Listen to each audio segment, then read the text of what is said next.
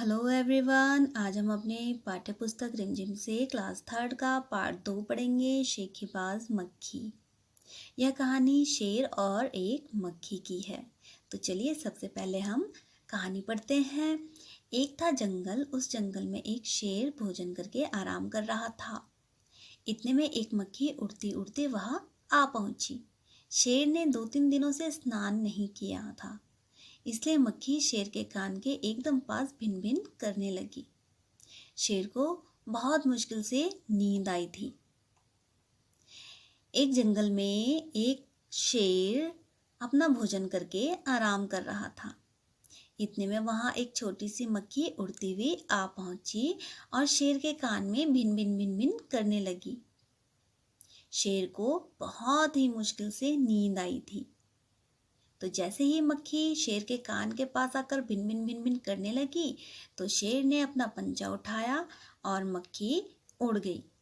लेकिन फिर से मक्खी शेर के कान के पास आकर बैठ गई और भिन भिन शुरू हो गई। अब शेर को गुस्सा आया।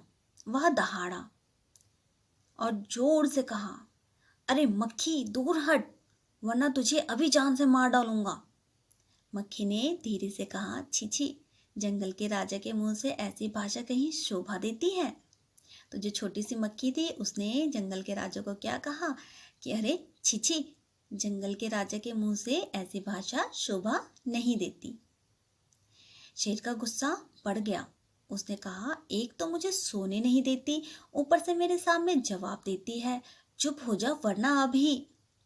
तो शेर को बहुत ही गुस्सा आया। शेर का गुस्सा बढ़ गया और शेर ने मक्खी को कहा, एक तो तू मुझे सोने नहीं दे रही है, ऊपर से मेरे सामने जवाब देती है, चुप हो जाओ वरना अभी। मक्खी बोली, वरना क्या कर लोगे? मैं क्या तुमसे डर जाऊंगी? मैं तो तुमसे भी लड़ सकती हूँ, हिम्मत हो तो आ जाओ। तो जैसे ही मक्खी ने शेर की बात सुनी, मक्खी ने शेर को क्या कहा, वरना क्या कर लोगे? तुम क्या सोचती हो, क्या मैं तुमसे डर जाऊंगी? मैं तो तुमसे भी लड़ सकती हूँ, और अगर तुम पे हिम्मत है तो आ जाओ, मक्खी ने शेर को कहा। शेर आंख बबूला हो उठा। उसने कान के पास पंजा मारा। मक्खी उड़ गई पर कान छिल गया।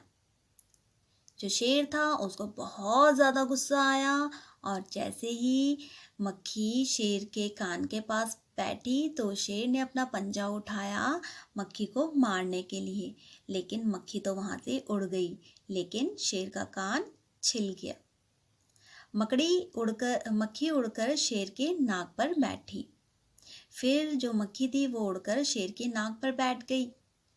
फिर शेर ने अपना पंजा उठाया मक्खी को मारने के लिए, लेकिन मक्खी वहाँ से उसके नाक से भी उड़ गई और शेर की नाक में भी चोट लग गई, शेर की नाक भी छिल गई।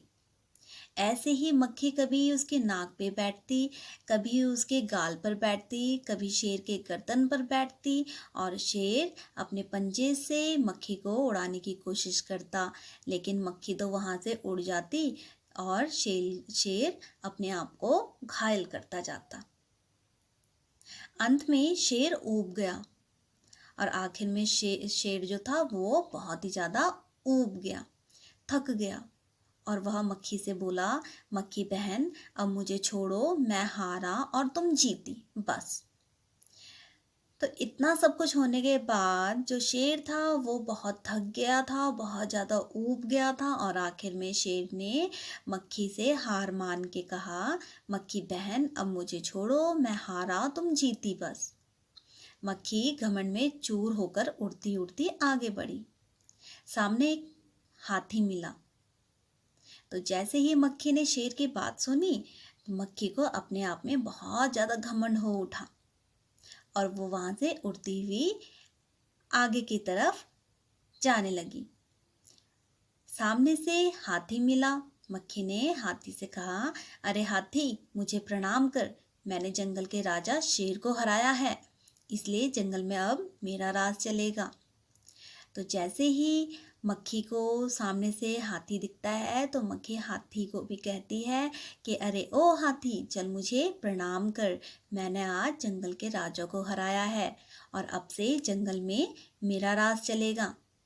हाथी ने सोचा, इस पागल मक्खी से बहस करने में समय कौन बर्बाद करे। हाथी ने सूंड ऊपर उठाकर मक्खी को प्रणाम किया और आगे बढ़ गया। सामने से आ रही लोमड़ी ने यह सब देखा। सामने से एक लोमड़ी आ रही थी और उस लोमड़ी ने ये सारा खेल देख लिया। लोमड़ी मन मन मुस्कुराने लगी। जो लोमड़ी थी वो अपने मन ही मन मुस्कुराने लगी। इतने में मक्खी ने लोमड़ी से कहा, इतने में जो मक्खी थी, मक्खी ने लोमड़ी को देखा और लोमड़ी से कहा, अरे ओ लोमड़ी, चल मुझे प्रणाम कर। मैंने जंगल के राजा शेर और विशालकाय हाथी को आज हरा दिया। तो जैसे ही मक्खी लोमड़ी से कहती है कि मैंने आज जंगल के राजा और हाथी को हराया है, तो मक्खी में क्या हो गया था, घमंड आ गया था। तो मक्खी लोमड़ी को कहती, चल अब तू भी मुझे प्रणाम कर।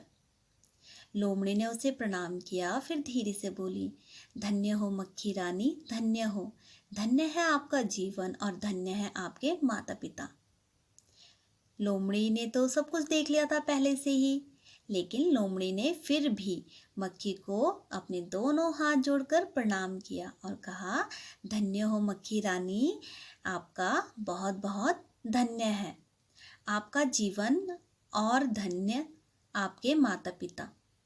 लेकिन मक्खी रानी, उधर वह मकड़ी दिखाई दे रही है ना, वह आपको गाली दे रही थी, उसकी जरा खबर लो ना। तो जो लोमड़ी थी, लोमड़ी तो बहुत ही चतुर थी, बहुत चालाक थी, और लोमड़ी ने जानबूझकर मक्खी को फंसाने के लिए क्या कहा कि उधर आपको मकड़ी दिखाई दे रही है ना, उस मकड़ी ने आपको गाली दी है, तो जरा आप उसकी अच्छे से खबर लीजिए। यह सुनकर मक्खी गुस्से से लाल हो उठी। मक्खी बोली, उस मकड़ी को तो मैं चुटकी बजाते खत्म कर देती हूँ। यह कहते हुए मक्खी मकड़ी की तरफ झपटी और मकड़ी के जाल में फंस गई। मक्खी जाले में छूटने की जैसे जैसे कोशिश करती गई, वैसे वैसे वो मक्खी मकड़ी के जाल में और भी फंसती गई। अंत में वह थक गई और हार गई। यह देखकर लोमड़ी मन मन मुस्कुराती हुई वहां से चलती बनी। तो जैसे ही मक्खी मकड़ी के जाल में फंस गई, मक्खी ने अपने आप को बहुत कोशिश की निकालने की, लेकिन जैसे जैसे मक्खी अपने आप को निकालने की कोशिश करती थी, वैसे वैसे मक्खी और ज़्यादा उस जाल में फंसती चली गई और आखिर में वह मक्खी थक गई और हार गई। और उस मक्खी ने वहीं पर जाले में ही अपना दम तोड़ दिया। यह देखकर लोमड़ी अपने मन ही मन मुस्कुराती हुई वहां से चली गई। अब हम आते हैं प्रश्न उत्तर पर। कैसी लगी कहानी? पहला है, तुम्हें कहानी में कौन सबसे अच्छा लगा, क्यों? हमारा उत्तर है, हमें कहानी में सबसे अच्छी लोमड़ी लगी, क्योंकि उसने बड़ी ही समझदारी से घमंडी मक्खी को मकड़ी के जाल में फंसाकर मार दिया और सबको बचा लिया। अगला प्रश्न है, मक्खी मकड़ी के जाल में फंस गई थी, फिर क्या हुआ होगा? कहानी आगे बढ़ाओ। मक्खी मकड़ी को पकड़ने जब उसके जाल में घुसी तो वह फंस गई। उसने जाल से निकलने की बहुत कोशिश की, परंतु जितनी कोशिश करती उतना ही फंसती जाती। इस तरह से उसका घमंड चूर चूर हो गया और आखिर में वह मर गई। अगला है कहानी का नाम। अगर कहानी का नाम मक्खी को ध्यान में ना रखकर लोमड़ी और शेर को ध्यान में रखकर लिखा जाता तो उसके क्या क्या नाम हो सकते थे? हमारा उत्तर है, यदि लोमड़ी को ध्यान में रखकर कहानी का नाम दिया जाता तो चतुर लोमड़ी समझदार लोमड़ी होता, और यदि शेर को ध्यान में रखकर कहानी का नाम दिया जाता तो मूर्ख शेर या आलसी शेर होता। अगला है, अब तुम कहानी के लिए एक और नया शीर्षक सोचो। यह शीर्षक कहानी के किसी पात्र पर नहीं होना चाहिए। कहानी की किसी घटना के बारे में शीर्षक हो सकता है। हमारा उत्तर है, कहानी का अन्य शीर्षक घमंडी का सिर नीचा, जैसी करनी वैसी भरनी हो सकती है। अगला है, शेर की जगह तुम। मक्खी ने जब शेर को जगाया तो वह आग बबूला हो गया। तुम्हें जब कोई गहरी नींद से जगाता है तो तुम क्या करते हो? हमारा उत्तर है, जब हमें कोई गहरी नींद से जगाता है तो हम गुस्सा नहीं करते, बल्कि उसे कहते हैं कि हमें सोने दो, नींद आ रही है, या अभी थोड़ी देर में उठते हैं। अगला है, मक्खी उड़ाते उड़ाते शेर ऊब गया था। तुम क्या करते करते ऊब जाते हो? हमारा उत्तर है, हम खाली बैठे बैठे ऊब जाते हैं। कभी कभी बहुत देर तक पढ़ते पढ़ते ऊब जाते हैं। कई बार बहुत देर तक खेलते खेलते ऊब जाते हैं। और कभी हमारा दोस्त अपनी एक ही बात कई बार सुनाता है तो भी हम ऊब जाते हैं। ऐसा हुआ है ना आपके साथ भी? अगला है, मान लो तुम शेर हो। मक्खी ने तुम्हारे साथ जो कुछ भी किया वह लोमड़ी को बताओ। हमारा उत्तर है, लोमड़ी बहन, देखो इस मक्खी ने मुझे कितना तंग किया हुआ है। इसने मुझे पूरे दिन सोने नहीं दिया। मेरे मना करने पर भी तंग कर रही है। जब मैंने मारने की धमकी दी तो वह लड़ने को तैयार हो गई। वह कभी मेरे माथे पर, कभी हाथ पर, कभी नाक पर, कभी कान पर बैठ जाती। अपने पंजे से उसे मारने की कोशिश करते करते मैं खुद ही घायल हो गया हूँ। मैं उससे बड़ा परेशान हूँ, मुझे इससे बचाओ। अब आते हैं हम इसके अगले पेज में। अगला है, शेर तो भोजन करके आराम कर रहा था। तुम खाना खाकर क्या करते हो? अक्सर अक्सर तुम खाना खाकर क्या करते हो? हमारा उत्तर है, अक्सर स्कूल से आने के बाद हम आराम करते हैं। अगला है, कभी कभी। हमारा उत्तर है, कभी कभी आराम करते हुए हम टीवी देखते हैं। ओके, अब अगला है, शेर ने भोजन में क्या खाया होगा? तुम क्या क्या खाते हो? हमारा उत्तर है, शेर ने भोजन में मांस खाया होगा।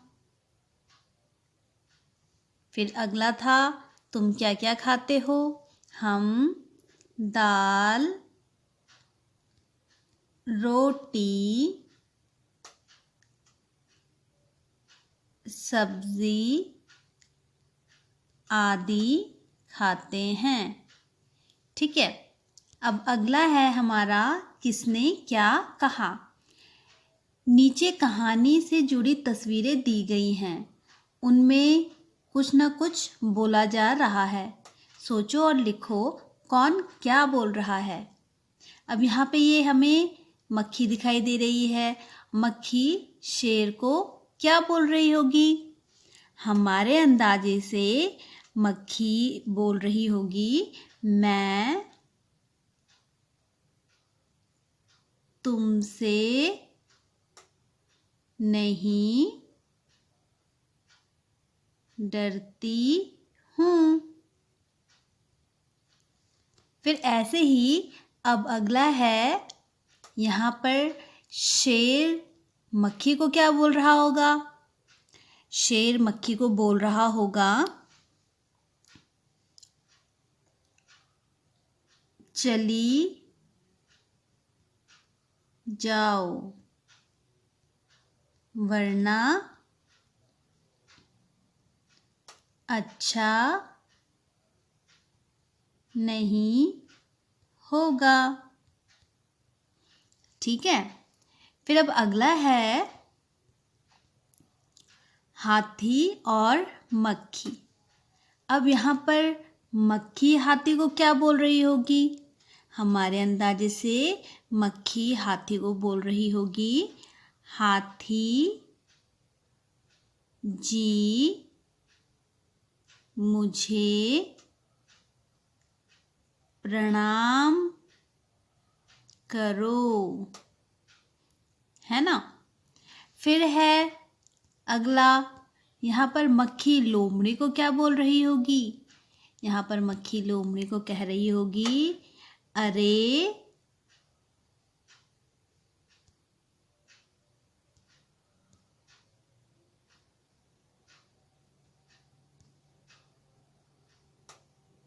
अरे लोमड़ी कहाँ जा रही हो? ठीक है। फिर है यहाँ पर ये लोमड़ी मक्खी को क्या बोल रही होगी? लोमड़ी मक्खी को कह रही होगी, क्या हुआ फंस गई ना। ठीक है। अब अगला है कौन क्या, कहानी के हिसाब से बताओ।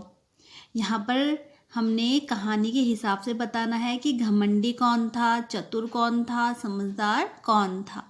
ठीक है। तो सबसे पहले घमंडी। घमंडी कौन थी? मक्खी, जिसको अपने में बहुत ज़्यादा घमंड हो गया था। फिर है चतुर। चतुर कौन थी? लोमड़ी। फिर है समझदार। समझदार कौन था? हाथी, क्योंकि हाथी ने बिना अपने समय बर्बाद करते हुए मक्खी को प्रणाम किया और आगे चल पड़ा। फिर है डरपोक। डरपोक कौन था?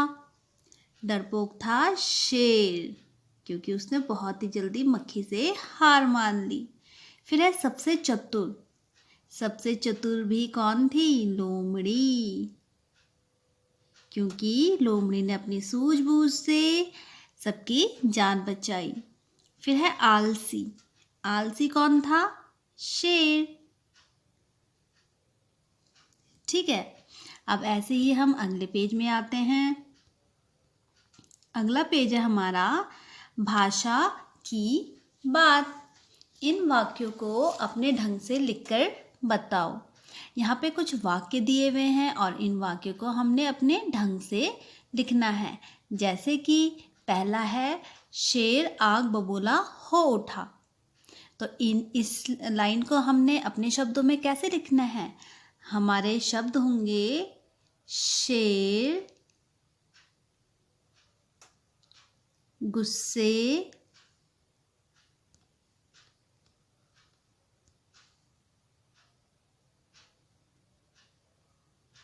में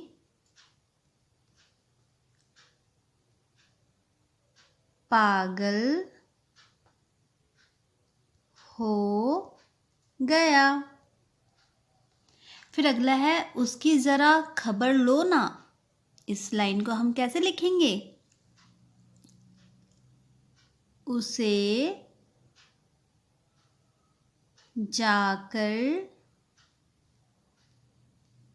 समझाओ ना। ठीक है, ऐसे ही अगला है उस मकड़ी को तो मैं चुटकी बजाते ही खत्म कर दूंगी। तो इसको हम कैसे लिखेंगे? उस मकड़ी को मैं शीघ्र मार दूंगी। ठीक है, फिर अगला है जंगल के राजा के मुंह से ऐसी भाषा कहीं शोभा देती है।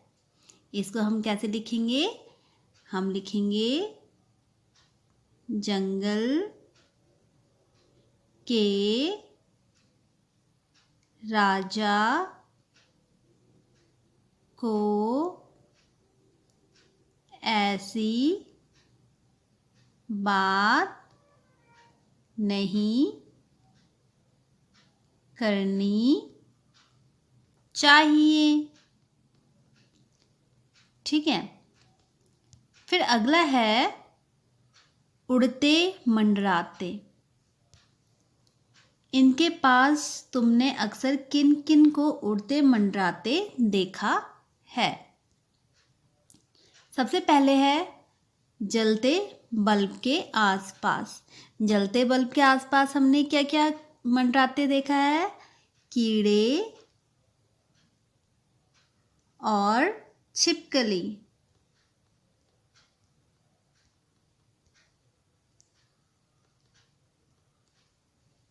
अगला है खेतों में। खेतों में हमें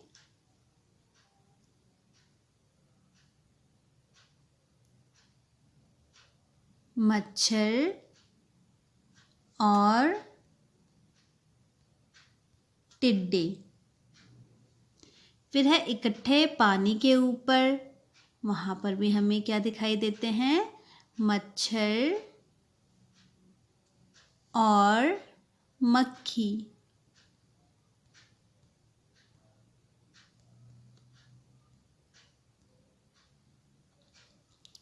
फिर है फूलों पर। फूलों पर हमें क्या दिखाई देती है? फूलों पर हमें मधुमक्खी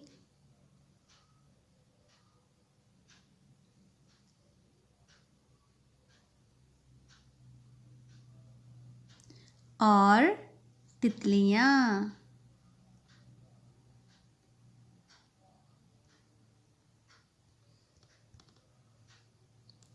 फिर अगला है कचरे के ढेर पर। कचरे के ढेर पर हमें मच्छर और मक्खियाँ।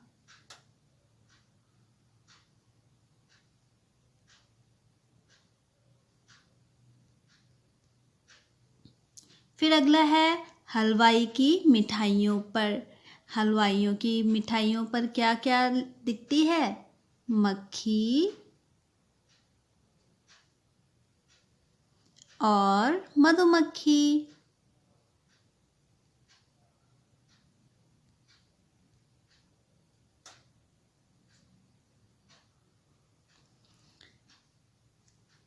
ठीक है, तो हमारा पाठ यहीं पे ख़त्म होता है।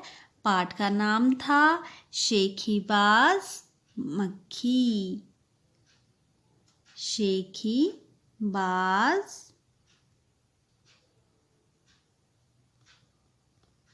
मक्खी। Thank you.